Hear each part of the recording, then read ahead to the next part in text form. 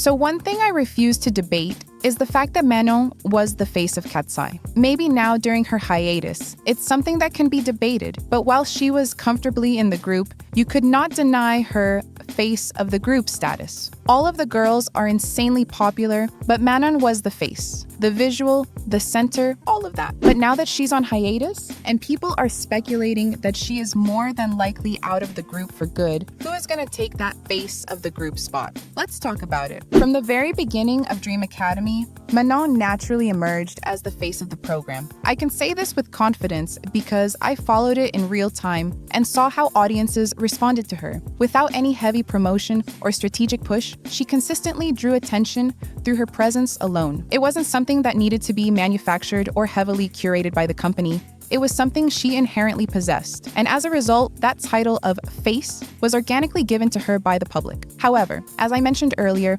Manon is currently absent, and there is growing speculation that her hiatus may be permanent. That naturally raises the question, with her gone, who steps into that role? Who becomes the new face of the group? Based on recent content and promotional decisions, it appears that hybe x geffen may be positioning Daniela to take on that role. This is particularly noticeable in the Pinky Up music video, where Daniela seems to have taken on a significant portion of the solo parts that were originally given to Manon. This isn't just speculation without basis. Leaked drafts of the music video reportedly showed Manon participating in several scenes, including solo moments and group interactions. That leads to yet another question. Why reassign those scenes specifically to Daniela? If they were initially designed for Manon, who was widely recognized as the original face of the group, then reallocating them to Daniela and not any other member suggests a deliberate, creative, and strategic decision. hybe x geffen appears to be actively repositioning Daniela as the new face of Katseye. This isn't something that just started with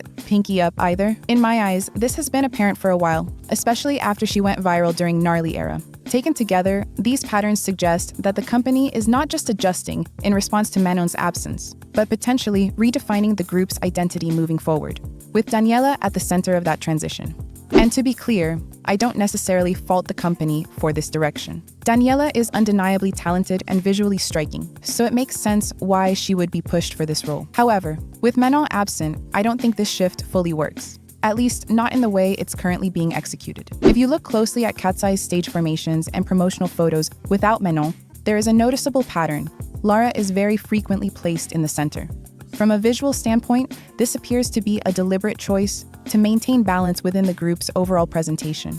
As the only member with a darker skin tone, placing Lara in the middle naturally draws the eye and creates a focal point that anchors the group visually. Because of this, Lara often becomes the immediate point of attention in both performances and photos. That isn't a criticism of her in any way.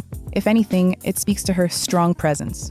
In my opinion, these OT5 formations end up feeling somewhat uneven. There's a noticeable visual emphasis on Lara, not because of favoritism on her part, but because of how the group is currently structured and styled in Manon's absence. It's less about individual members and more about the overall composition. Right now, the balance that once existed doesn't translate in quite the same way without Manon, and that makes the intended center or face of the group feel less clearly defined. The reason Manon's role as the face of Katseye felt so natural wasn't just because of her it factor, but also because the group itself felt visually and structurally balanced when she was present. Her position complemented the overall dynamic, allowing her to stand out without disrupting the cohesion of the group. That balance played a significant role in making her placement feel organic rather than forced. In contrast, attempting to position Daniela as the new face of the group becomes more complicated when the current group dynamic doesn't fully support that shift. If the visual and structural balance of the group is not aligned with her being the central focal point,